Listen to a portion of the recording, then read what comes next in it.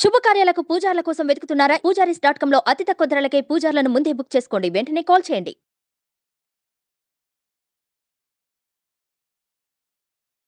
ఓం శ్రీ గురుభ్యో నమః. శ్రీ మహాగణాధిపతయ నమః. శ్రీమాత్రే నమః. కర్కటే పూర్వఫల్గుణ్యాం తులసీకాననోద్భవాం పాండ్యే విశ్వంభరాం గోదాం వందే శ్రీరంగనాయకీం. నీళాతుంగస్తనగిరితటీ సుప్తముద్బోధ్య కృష్ణం పారార్జం స్వం శృతిశతశిరసిద్ధమధ్యాపయంతి స్వోచ్ఛిష్టాయాం స్రజనిగళితం యా బలాత్కృత్య భుంక్తే గోదా తస్యై నమ ఇదమిదం భూయ ఏవాస్తు భూయః. శ్రీ భూనీలా సమేత గోదారంగనాథ స్వామినే నమః. ఉంగళ్ புழைக்கடை தோட்டத்துவாவியுள் செங்கழு நீர்வாய் நெகிழ்ந்து அம்பல் வாய் கும்பினகான் செங்கல் பொடிக்கூழை வெண்பல் தவத்தவர் தங்கள் திருக்கோயில் செங்கிடுவான் போகின்றார் எங்களை முன்னம் எழுப்புவான் வாய் பேசும் நங்காய் எழுந்திராய் நாணாதாய் నా ఉడయ్యాయ్ செங்காடு செக்கரமேந்தும் தடக்கையன் பங்கய கண்ணானை పాడేలోరెంబవాయ్. 14వ నాడు ఉదయమే కోవెల తోటకు బయలుదేరుతూ కోవెల తోటలో కొలనులో స్నానాధికములు నిర్వర్తించి స్వామిని దర్శించుకుందామని బయలుదేరినటువంటి గోదాదేవి మరి యొక్క చెలి తమతో కలవకపోవడం వల్ల ప్రత్యేకంగా ఆమెను ఉద్దేశించి పలుకుతోంది. ఆవిడ ఏం చెప్పింది ముందు రోజు? నేను మీ అందరికన్నా ముందు లేచి నేనొచ్చి మిమ్మల్ని లేపుతాను అని కొంచెం బీరాలు పలికింది. కొంచెం గొప్పలు చెప్పుకుంది. మీ అందరికన్నా ముందే లేస్తానన్నది ఇంకా లేవలేదు.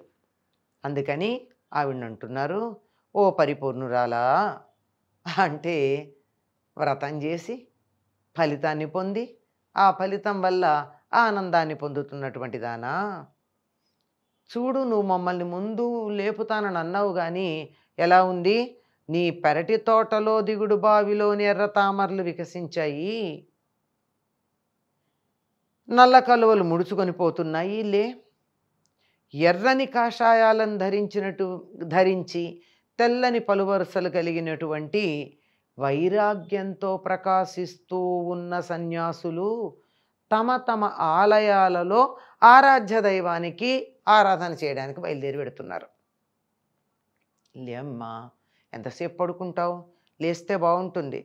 నువ్వు చెప్పావు కదా ముందరే లేచి మమ్మల్ని నిద్ర లేపుతానని. మాట ఇచ్చిన సంగతి మర్చిపోయావా? మమ్మల్ని లేపుతానని మాట ఇచ్చావు, మర్చిపోయావా ఏమిటి? ఓ లజ్జా విహీనురాలా, ఎంత గొప్ప పదం వాడుతోందో. ఓ సిగ్గులేందానా, నిజమే కదా, మాట ఇచ్చి తప్పితే మీరు రావద్దండి, మీరు లేవద్దు, నేను ముందు లేస్తా, నే లేచి మిమ్మల్ని అందరినీ నిద్ర లేపుతా, ఇలాంటి బీరాలు పలికావు కదా. నువ్వు కొంచెం మాట నిలబెట్టుకోకపోవడం అన్నది సిగ్గుచేటు పని. నీకు అదేం అనిపిస్తున్నట్లేదు. మాట నేర్పైతే ఉంది నీ దగ్గర. కావాలంటే మేము గట్టిగా అడిగితే బొమ్మిని తిమ్మి, తిమ్మిని బొమ్మి చేసి మాట ఇటు అట్నుంచి ఇటు ఇట్నుంచి అటు మార్చి నీ పక్షాన దోషం లేదు అన్నట్టు నిరూపించుకోగలిగిన సామర్థ్యం ఉంది. మాకిచ్చిన మాట మర్చిపోయావా? ఏమి?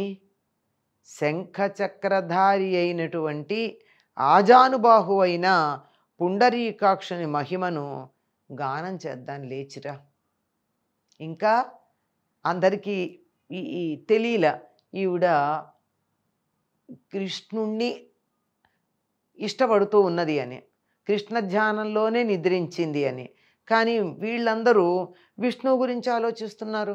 శంఖచక్రధారి ఈ కృష్ణుడు, బాలకృష్ణుడు ఇక్కడ నందవ్రజంలో ఉన్నటువంటి వాడు శంఖచక్రధారి కాదే.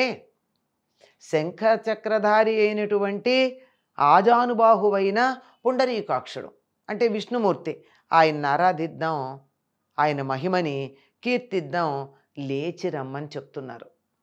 ఈ పాసురంలో మనకు అర్థమయ్యేది ఏమిటంటే, ఇక్కడ ప్రతి వాళ్ళు ధనవంతులే, వాళ్ళ పెరటి తోట ఉంటుంది, ఆ తోటలో దిగుడు బావులు ఉంటాయి, ఎక్కడికో వెళ్ళి వీళ్ళు స్నానాధికాలు నిర్వర్తించుకోవాల్సినటువంటి అవసరం ఏం లేదు, అన్నీ అక్కడే ఉన్నాయి వారికి.